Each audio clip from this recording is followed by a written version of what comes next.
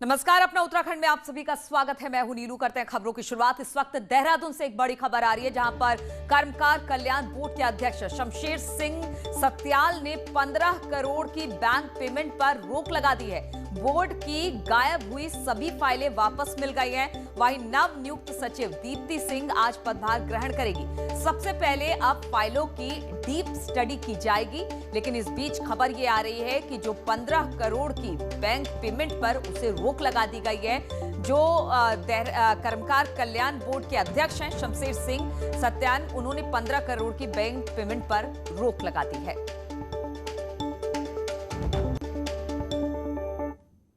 और बाल विकास विभाग में टेंडर में गड़बड़ी की जांच का फिलहाल कुछ नहीं हुआ है, लेकिन 1.5 महीने से बिना सचिव, बिना डायरेक्टर के बाल विकास एवं महिला सशक्तिकरण विभाग चला रही मंत्री रेखा आर्या परेशान जरूर हो गई हैं। मंत्री रेखा आर्या का कहना है कि दीनदयाल एकल महिला योजना, सौभाग्यवती किट जैसी महत्वपूर्ण योजनाओं को विभाग द्वारा शुरू करने जा रहा था, लेकिन अभी तक विभाग में सचिव की नियुक्ति न होने के कारण प्रस्ताव कैबिनेट में ही नहीं जा पाया है। आंगनबाड़ी कार्यकर्तियों का मानदेय नहीं निकल पा रहा है।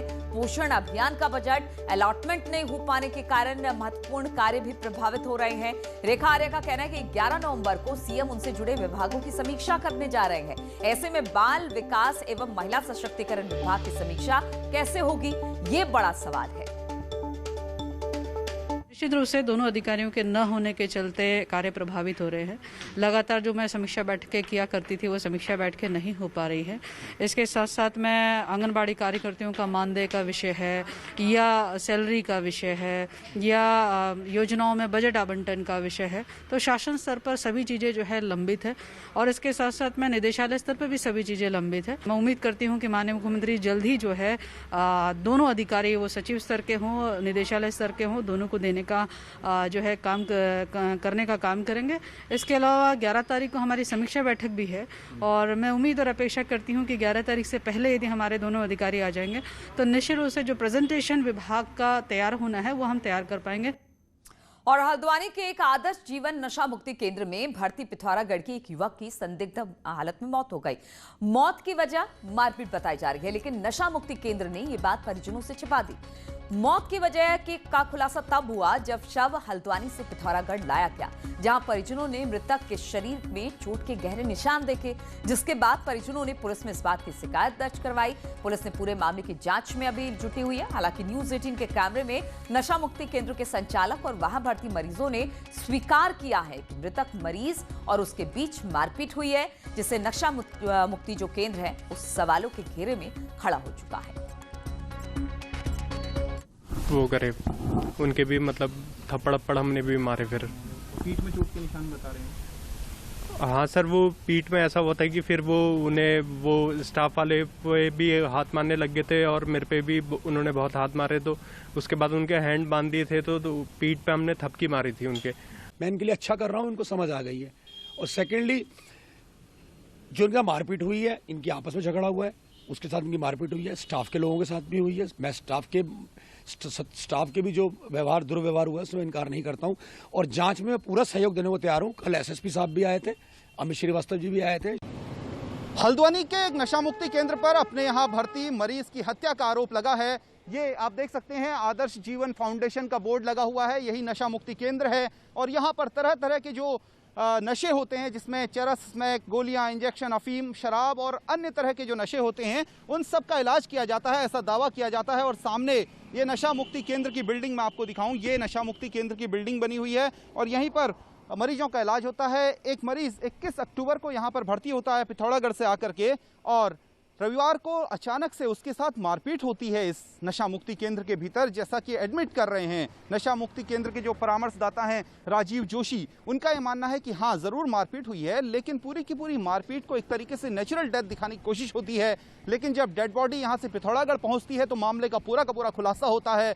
जब पीठ पर देखे जाते हैं मरीज के, तो पूरी तरीके से मारपीट के निशान हैं, जिसके बाद परिजनों को शक हुआ कि असल में डेथ नेचुरल कारण से नहीं बल्कि मारपीट के कारण हुई है। जिसके बाद नशा मुक्ति केंद्र पर कई तरह के सवाल खड़े हो रहे हैं और पुलिस जांच बैठ चुकी है। कैमरा पर्सन के साथ शैलेंद्र गी, न्यूज़ 18 हल्द्वानी।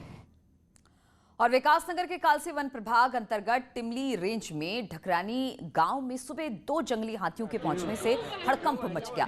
गांव के करीब जो हाथी थे वो पहुंच गए। ग्रामीणों ने हल्ला मचाकर भगाने का प्रयास किया, जिससे हाथियों ने गांव के निकट एक गन्ने के खेत में शरण ले ली। हम आपको बता दें कि सूचना पर वन विभाग और पुलिस की टीम भी मौके पर पहुंच गई है, जहां पर वन विभाग हाथियों को जंगल की तरफ खदेड़ने का लगातार प्रयास भी कर रही है। वहीं हाथियों को देखने के लिए मौके पर भीड़ भी जुट गई है। और बातचीत करने के लिए फोन लाइन पर विकासनगर से मुकेश भट्ट हमारे साथ हमारे संवाददाता जुड़ गए। मुकेश, क्या अब भी हाथी गन्ने के खेत में ही है या फिर उनको वहां से खदेड़ दिया गया? जी, मैं बता दूं कि मौके पर जो है कि काफी भीड़ अभी भी लगी हुई है और जिसको हटाने का प्रयास लगातार जारी है। हाथियों ने बीच में एक बार जो है जंगल की तरफ मूवमेंट करने का प्रयास किया था। इसी दौरान मौके पर जो है काफी हो हल्ला शुरू हो गया, जिस कारण हाथी दोबारा से गन्ने के खेत में चले गए हैं। अभी फिलहाल जो हाथियों के लिए प्रयास किया जा रहा है कि मौके से सारी भीड़ को हटा दिया जाए। और चलिए, तो अभी भी हाथी गन्ने के खेत में ही है। कोशिश की जा रही है कि इनको जल्द से जल्द जंगल की तरफ खदेड़ा जाए। बहुत बहुत शुक्रिया आपका। और पलायन आयोग ने राज्य में लौटे प्रवासियों पर अपनी रिपोर्ट अब सौंप दी है और मुख्यमंत्री के सामने आंकड़े भी रख दिए हैं। राज्य में इस दौरान 3,57,000 प्रवासी लौटे, 57 लाख प्रवासी लौटे हैं, जिनमें से 1 लाख वापस चले गए हैं, यानी 29% प्रवासियों के लिए पलायन किया गया। करीब 71% प्रवासी जो है मूल निवास या फिर आसपास के इलाकों में मौजूद है। 33% खेती और पशुपालन कर रहे हैं, 38% मनरेगा पर निर्भर है, जबकि 12% स्वरोजगार तो 17% दूसरे सोर्सेज पर निर्भर है। रुके हैं उनमें हमने ये किया कि ये लोग क्या कर रहे हैं, तो उसमें काफी बड़ा प्रतिशत कृषि कर रहा है, जो कि एक बड़ी अच्छी बात है। लोगों ने दोबारा खेती करनी शुरू कर दी है, जो एक फील्ड से पता लग रहा था, तो वो चीज़ इससे सत्यापित हो रहे हैं। और काफ़ी लोग मनरेगा में हैं और काफ़ी लोग स्वरोजगार भी कर रहे हैं, तो ये बड़ा अच्छा एक आंकड़े निकल। और कोविड अस्पतालों में खास तौर पर सुशीला तिवारी अस्पताल में 25% अतिरिक्त डॉक्टर, नर्स और पैरामेडिकल स्टाफ की नियुक्ति करने के सुझाव को सरकार ने नहीं माना है। सरकार ने साफ किया है कि कोविड मरीजों के उपचार के लिए अस्पतालों में सुविधाएं बढ़ाई गई है। इसके अलावा प्राइवेट अस्पतालों में व्यवस्था भी की गई है, जिसके लिए अतिरिक्त स्टाफ की नियुक्ति की जरूरत नहीं है। हालांकि इसके बाद हाईकोर्ट पूरी निगरानी और स्वयं कर रहा है और सभी जिलों में निगरानी समिति बनाकर उनसे सुझाव भी मांगे जा रहे हैं। और आगामी विधानसभा चुनाव में अभी साल भर से ज्यादा का वक्त बचा है, लेकिन भाजपा ने जमीनी स्तर पर कार्यकर्ताओं को एकजुट करना भी शुरू कर दिया है। प्रशिक्षण वर्ग के सहारे भाजपा एक बार फिर से कार्यकर्ताओं में जान फूंकने की कोशिश कर रही है। ऋषिकेश में भाजपा के प्रदेश संगठन मंत्री अजय कुमार ने कार्यकर्ताओं को भाजपा की रीति नीति का पाठ पढ़ाया।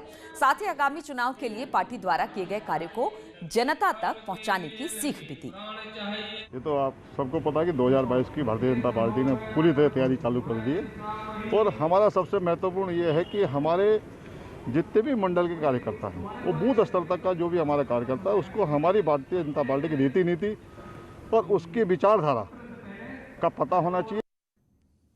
और उत्तरकाशी के धनारी क्षेत्र में एक पोस्ट ऑफिस में 1.5 करोड़ के गबन का मामला सामने आया है, जहां पर ग्रामीणों ने गंगोत्री विधायक गोपाल सिंह रावत के सामने अपनी समस्याओं को रखते हुए अपने पैसे वापस दिलाने की मांग कर रखी है। ग्रामीणों का कहना है कि उनके कई सालों में से जो जमा पूंजी थी वो चली गई और इस मामले में अभी तक पुलिस ने कुछ भी नहीं किया, जबकि आरोपी पर मुकदमा होने के बाद भी वो खुलेआम घूम रहा है। वहीं गंगोत्री विधायक का कहना है कि राजस्व पुलिस के पास अब रेगुलर पुलिस में मामला ट्रांसफर कर दिया गया है और जल्द ही पूरे मामले में कार्रवाई कर पीड़ित जो लोग हैं उनके लिए पैसा दिलाया जाएगा। प्रत्येक महीने में आपको पासबुक देना है।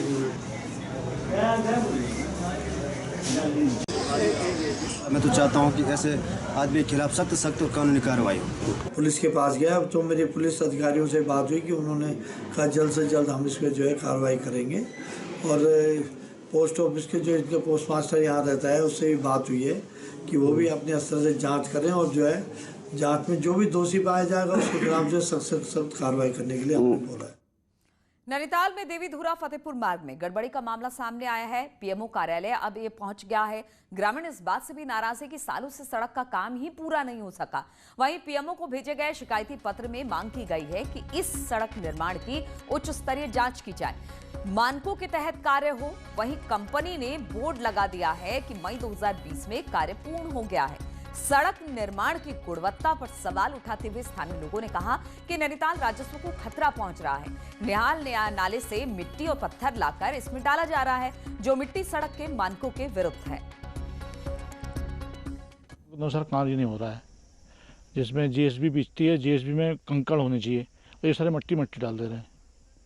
और ये बाईपास से यहाँ ये रेता बजरी ला के इन्होंने ढेर बना दिया। गाँव वालों को इसकी परमिशन तो नहीं मिलती, जो गांव वाले अपना काम करते हैं, और इन्हें कहां से मिल जाती है परमिशन। पहाड़ में सड़कों का कार्य किस तरह कछुआ गति से चल रहा है, उसका जीता जागता उदाहरण ये देख सकते हैं। देवीपुरा बेलबसानी सड़क है और 16 मई को इस पूरा जो सड़क है वो पूरा हो चुका है। यानी जो यहाँ पर डेट लिखी गई है कि 16/5/2020 को ये सड़क पूरी तरीके से तैयार हो गई है। और अब हम तुम्हें सड़कों की हालत दिखाएंगे।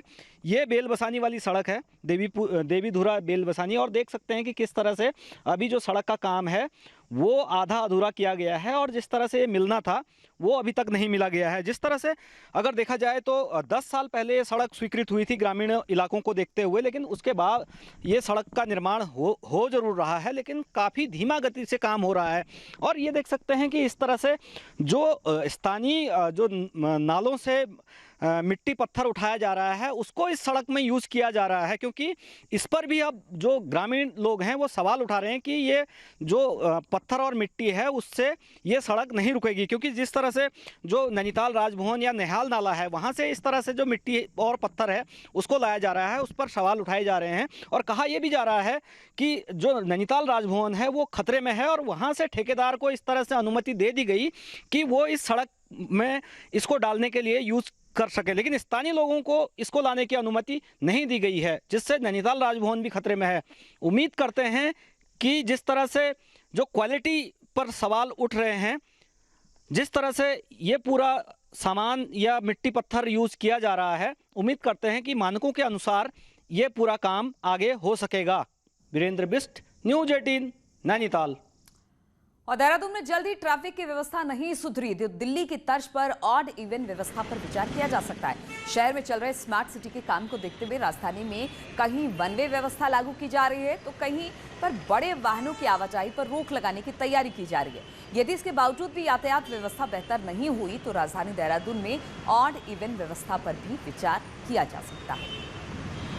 और इसमें कुछ एक्शन प्लान बनाया गया है, बात करके अगर दबाव ऐसे ही बना रहा त्योहार की दृष्टिगत ये, तो फिर हम निश्चित रूप से कई जगह वन वे लागू करेंगे और कई जगह हैवी व्हीकल्स के मूवमेंट पर भी रेस्ट्रिक्शन करेंगे। सर ऑड इवन को लेकर कुछ विचार करें? देखिए, फिलहाल कोविड के चलते ऑड इवन को इम्प्लीमेंट करने में थोड़ी दिक्कतें हैं, लेकिन निश्चित रूप से वो भी एक पॉसिबल सोल्यूशन हो सकता है। और अल्मोड़ा में आवारा कुत्तों के आतंक की खबर न्यूज़ 18 ने प्रमुखता से दिखाई, जिसके बाद नगरपालिका ने शहर में कुत्तों की नसबंदी का अभियान चलाया है, जिसके लिए डॉक्टर्स की टीम को भी बुला लिया गया है। पशु प्रेमी भी खुद कुत्तों की नसबंदी के लिए पालिका का सहयोग कर रहे हैं, जिससे शहर को आवारा कुत्तों से निजात मिल सके। हमारे अल्मोड़ा में बहुत ज़्यादा इनकी संख्या बढ़ गई है, तो इनके हमने यही सोचा है कि इनकी नसबंदी करा दी जाए और कुत्तों को लाना, पकड़ना और फिर इनकी नसबंदी कराना, यही काम चल रहा है, यही मदद है हम लोगों की तरफ से, और हम क्या कर सकते हैं, इतना ही है। यहाँ जो इनका टारगेट था 200 से 250 डॉग का था, और हमारे दिल्ली से कामनी मैडम और जो यहाँ पर वो SCV और EO साहब उन्होंने कांटेक्ट किया था, तो वहाँ से हमारी टीम आई है, डॉक्टर अभिषेक, मैं और हमारे 8 हैं, तो इनका 200-250 डॉग का करने का था। अभी तक 133 डॉग हो चुके हैं। और रुकेंगे यहाँ पर छोटे से ब्रेक के लिए, बहुत जल्द लौटते हैं।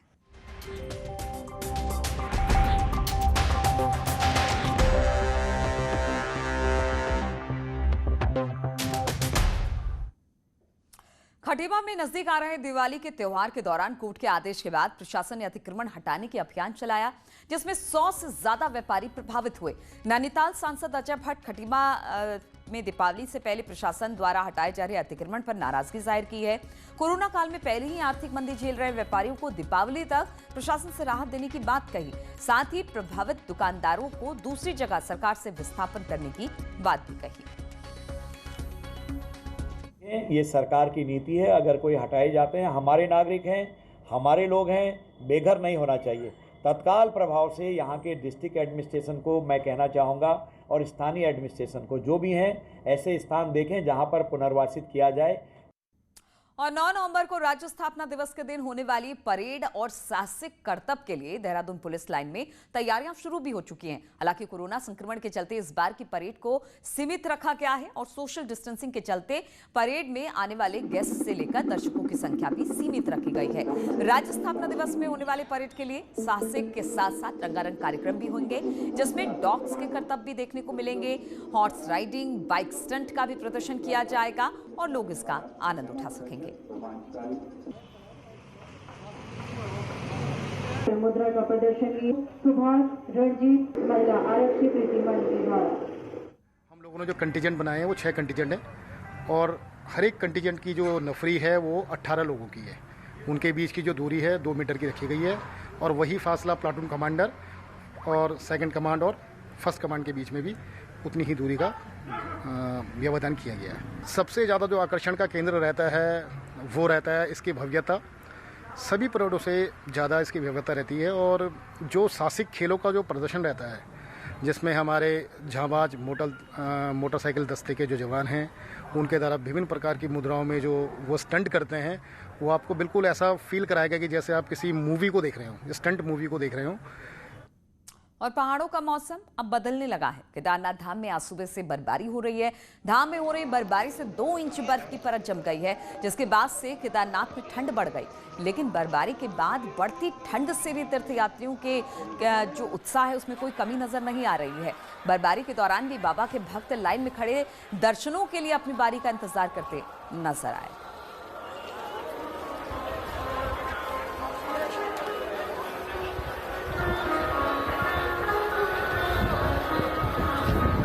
तस्वीरें बेहद सुंदर है। बर्फबारी शुरू हो चुकी है और ठंड की ये पहली बर्फबारी है। लोग उसका लुत्फ उठा रहे हैं। हालांकि ठंड बढ़ गई है। लोग केदारनाथ के दर्शन के लिए वहां पर पहुंचे थे, लेकिन इस बर्फबारी ने भी उनका उत्साह कम नहीं किया है। तस्वीरें बेहद सुंदर और वहां पर जो श्रद्धालु हैं उनकी तादाद में भी किसी तरह की कोई कमी नहीं है। तस्वीरों में आप देख सकते हैं। और टिहरी में मॉडल होम स्टे विलेज के रूप में अपनी अलग पहचान बना चुका है तिवाड़ गांव। अब गढ़वाली खाने और बर्ड वॉचिंग के जरिए पर्यटकों को अपनी ओर खींच रहा है।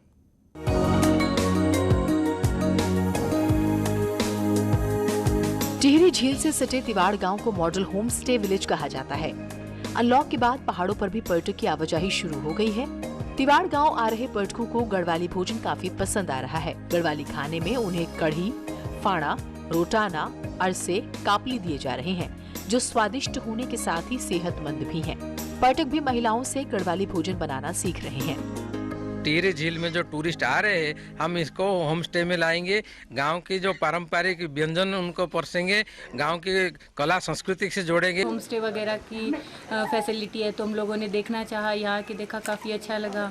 दूसरा यहाँ पे कि ये मतलब हम लोग घर से अभी दूर है, लेकिन 2-3 दिन हो गए, लेकिन अभी भी हमें ऐसा नहीं लग रहा हम घर से दूर हैं। तिवाड़ गांव में 6 साल पहले होम स्टे बनाना शुरू किया गया, जिसके बाद पर्यटन विभाग की योजनाओं के द्वारा यहाँ होम स्टे को बढ़ावा दिया गया।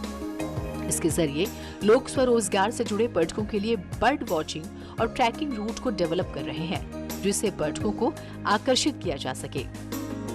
हम बर्ड वाचिंग नेचर के पास लोगों को लेके जाना चाहते हैं कि आप देखिए कि हमारे पास गांव के बीच में खेत खलियान हरियाली के पास हमें, टिहरी झील के पास हमें जो बर्ड वाचिंग का जो हमारा वो है, इसके पास आप हमारे पास है। इको टूरिज्म के पास हम ट्रैकिंग के पास इनको ले जाना चाहते हैं। डोबरा पुल में बंजी जंपिंग की डिमांड हम लोग कर रहे हैं। तिवाड़ गांव आज झील से सटे आसपास के गांवों के लिए स्वरोजगार का एक बेहतरीन उदाहरण बन चुका है, जहां लोगों ने खुद के प्रयासों से अपने गांव को एक अलग पहचान दिलाई है। टिहरी से सौरभ सिंह के साथ bureau report, news 18 network. Corbett tiger reserve frontline staff की कमी झेल रहा है, जिसके चलते यहां पर वन्य जीवों की सुरक्षा राम भरोसे बन गई है। आलम यह है कि 50% से ज्यादा स्टाफ इस वक्त खाली है। कॉर्बेट टाइगर रिजर्व में 239 फॉरेस्ट गार्ड के पद सृजित हैं, जबकि वर्तमान में यहां सिर्फ 98 फॉरेस्ट गार्ड ही काम कर रहे हैं। ऐसे में कॉर्बेट प्रशासन ने दैनिक बीट वॉचर और मजदूरों के जिम्मे यहां की सुरक्षा डाल दी है। इसके साथ ही 17 रेंजर के पद स्वीकृत हैं, जिसके मुकाबले सिर्फ 11 रेंजर ही काम कर रहे हैं। कॉर्बेट टाइगर रिजर्व में जो सबसे ज़्यादा कमी है वो फॉरेस्ट गार्ड्स की है। हमारे जो रिजर्व में 239 है जो सैंक्शन पोस्ट है फॉरेस्ट गार्ड्स की, उसके अगेंस्ट जो है 98 हमारे पास फॉरेस्ट गार्ड्स हैं, तो सबसे ज़्यादा कमी यहाँ पर है। कॉर्बेट में स्टाफ की कमी का सीधा असर यहाँ के वन्य जीवों की सुरक्षा पर पड़ रहा है, जिससे वन्य जीव प्रेमी भी खासे चिंतित हैं।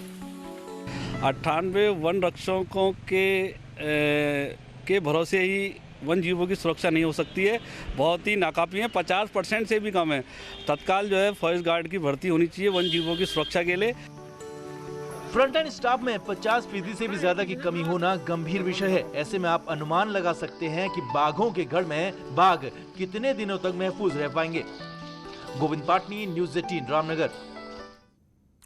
और आने वाले दिनों में उत्तराखंड का अपना ब्रांड होगा, जिसके नाम पर राज्य के प्रोडक्ट्स मार्केट में बिकेंगे और अब इस ब्रांड के नाम का भी ऐलान कर दिया गया है।